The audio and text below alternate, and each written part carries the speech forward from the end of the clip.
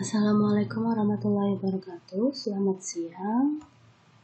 Untuk pertemuan hari ini, kita akan membahas mengenai statistika. Nah, statistika ini akan digunakan ilmunya ketika kita bekerja di BPS ya, Kantor Badan Pusat Statistik, di mana di situ mungkin yang sekilas saya ketahui bahwa di sana data kita, jadi misalkan kayak BPS Kota Batam, berarti jumlah penduduk Kota Batam, jumlah penduduk laki-laki Kota Batam, jumlah penduduk wanita Kota Batam, jumlah penduduk anak bayi di Kota Batam. Nah, itu semuanya ada di BPS. Nah, jadi data-data kita ada di mereka. Nah, jadi ilmu statistika itu bisa kita pelajari atau sudah kita pelajari di SMP. Sudah belajar sekilas mengenai statistika, dan di tingkat SMA juga dipelajari kembali. Oke.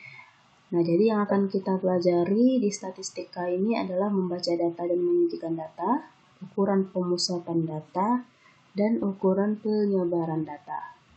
Oke ya, kita bahas yang bagian pertama dulu. Jadi, apa yang kita dapatkan datanya nanti, nah kita harus tahu bagaimana cara membacanya, baik dalam bentuk tabel maupun nanti dalam bentuk histogram ataupun nanti bentuk yang lainnya. Jadi kalau di sini kita hanya mempelajari membaca data dalam bentuk tabel distribusi frekuensi dan bentuk histogram. Jadi di sini kita bisa lihat contoh, tapi di sini contohnya BPS Kabupaten Klaten ya, karena yang untuk Kota Batamnya kita tidak telusuri. Jadi kita pakai dulu contoh yang ada di buku. Nah, di sini ada umur, kolom jenis kelamin laki-laki, kolom jenis kelamin wanita, dan jumlah masing-masing dari baris ya. Jadi di sini bisa kita lihat bahwa umur 0 sampai 4 tahun untuk yang laki-laki berjumlah 44.923, yang perempuan berjumlah 42.916, sehingga total balita yang di bawah usia 5 tahun itu jumlahnya 87.839. Nah, begitu seterusnya. Jadi ini yang berumur 65 lebih, yang laki-laki berjumlah 54.161, yang wanita 68.203, dan total laki-laki dan perempuan itu ada 122.364. Nah, sehingga total penduduk yang ada di Kabupaten Klaten pada tahun 2015, yang laki-lakinya ada 568.780, yang wanitanya ada 560.015, sehingga total seluruh laki-laki, wanita, bayi ataupun dewasa ataupun di bawah di atas 65 tahun itu ada 1.158.795 jiwa.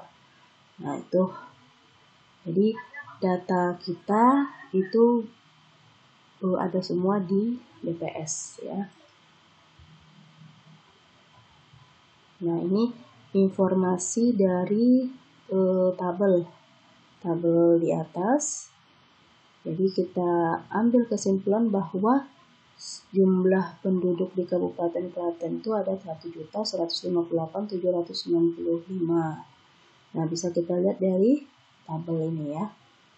Jadi selanjutnya menyajikan data dalam bentuk tabel distribusi frekuensi. Nah, unsur-unsur sebelum kita menyajikan data berarti kita harus mengetahui dulu kelas atau interval. Batas bawah kelas, batas atas kelas, tepi bawah kelas, tepi atas kelas, titik tengah, dan banyak kelasnya. Serta panjang kelas. Nah, ini ada rumus-rumusnya. Terus ini hanya sekedar pengenalan ya. Jadi jenis-jenis tabel distribusi frekuensi. Ada tabel distribusi frekuensi biasa. Itu dia ada rentangnya, atau misalkan di sini nilai ulangan matematika berarti ada nilai mulai dari nilai yang terkecil sampai nilai yang terbesar. Terus dari masing-masing nilai tadi dikelompokkan lagi. Nah, ini ada frekuensinya. Itu untuk tabel distribusi frekuensi yang biasa. Ada tabel distribusi frekuensi relatif. Nah, jadi relatif ini ditulisnya frekuensinya dalam bentuk persen. Nah, jadi dalam bentuk persen. Lalu ada tabel distribusi frekuensi kumulatif. Jadi kalau kumulatif itu adalah jumlah frekuensinya. Nah, ini tabel distribusi frekuensi kumulatif kurang dari. Nah, jadi dia totalnya. Terus selanjutnya menyajikan data dalam bentuk histogram dan poligon. Nah, histogram itu adalah diagram yang terdiri atas batang-batang yang saling berimpit. Nah, bisa kita lihat di gambar bahwa yang histogram adalah yang batang-batang ini. Sedangkan yang poligon itu yang titik-titik ini. Titik-titik yang garis yang disambung. Nah, itu adalah poligon. Nah, contohnya, jadi di sini contohnya lebih ke soal ya. Jadi di sini ada tabel berikut menunjukkan hasil tes siswa untuk masuk jurusan IPA. Siswa yang lulus dan diterima masuk jurusan IPA adalah mereka yang memperoleh nilai minimal 70. Persentase siswa yang tidak diterima adalah, nah di sini ada langkah-langkahnya. Pertama, jumlah siswa. Jumlah siswanya itu berarti ditotalin 5 ditambah 15 ditambah 10 tambah 12 tambah 6 tambah 2 sehingga jumlah siswanya 50. Siswa yang lulus dan diterima masuk jurusan IPA adalah mereka yang mendapat nilai minimal 70. Nah, berarti yang ini mulai dari 10 ini sampai ke 2 itu ya. Berarti siswa yang tidak diterima masuk jurusan IPA memperoleh nilai kurang dari 70. Berarti yang nilai 60 sama 50. Berarti kita totalin karena yang ditanya adalah persentase siswa yang tidak diterima di IPA, berarti kita lihat nilai yang di bawah 70 kan ada 50 dan 60. Banyak siswanya ada 5 sama 15 dijumlahkan berarti 20 orang. Nah, dari 20 orang itu kalau kita mau mendapatkan atau mencari persentase, rumusnya jumlah siswa yang tidak diterima di IPA per jumlah siswa keseluruhan dikali 100%. Sehingga kita bisa dapat persentase siswa yang tidak diterima itu adalah sebanyak 40%. Nah, ini juga contoh yang kedua, distribusi frekuensi kumulatif ya. Jadi di sini siswa yang memiliki berat badan 58 sampai 63. Berarti 19 17 ini selisihnya, kita cari selisihnya.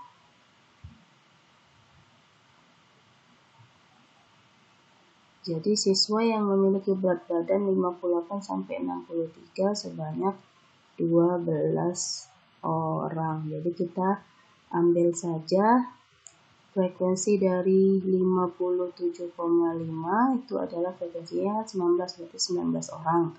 Yang berat badan 63,5 ada 7 orang. Berarti siswa yang memiliki berat badan 58 sampai 63, nah itu selisih dari 19 dikurang 7.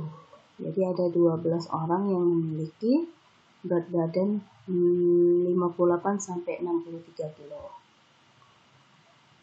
Nah, di sini ada soal. Soalnya itu di sini dalam bentuk diagram lingkaran. Ada diagram lingkaran, banyak siswa yang mengikuti ekstrakurikuler futsal. Nah, futsal itu menurut keterangan ada di E. Berarti kita harus mencari berapa derajat di E ini. Kalau A, karena di sini sudah ada siku-siku, berarti ini otomatis dia memiliki 90 derajat. Jadi pertama itu derajatnya dijumlahin dulu semua. 90 ditambah 30 tambah 60 ditambah 150. Nah, nanti dikurang dengan 360 karena total seluruh lingkaran itu 360 derajat. Setelah itu nanti tinggal kita cari berapa siswa yang mengikuti futsal tadi. Caranya sama seperti yang di atas. Di sini dia diketahui banyak siswanya ada 300. Berarti nanti kita anggap aja yang mau kita cari itu X ya. Berarti X per 300 dikali berapa derajatnya.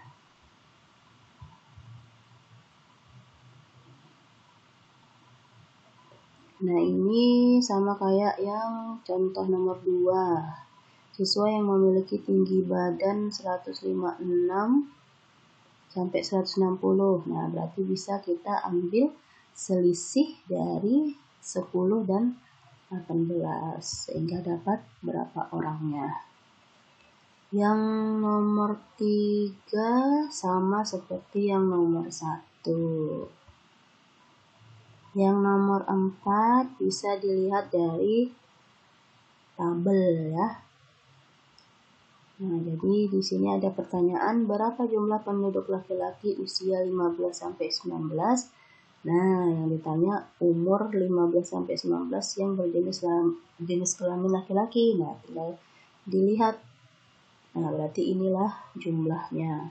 Berapa jumlah penduduk wanita usia 30 sampai 34? Penduduk wanita, nah ini, dan usia 40 sampai 44, nah segini. Nah, mungkin untuk menjawab pertanyaan yang 4 soal ini semoga bisa dari penjelasan mengenai statistik. Terima kasih. Assalamualaikum warahmatullahi wabarakatuh.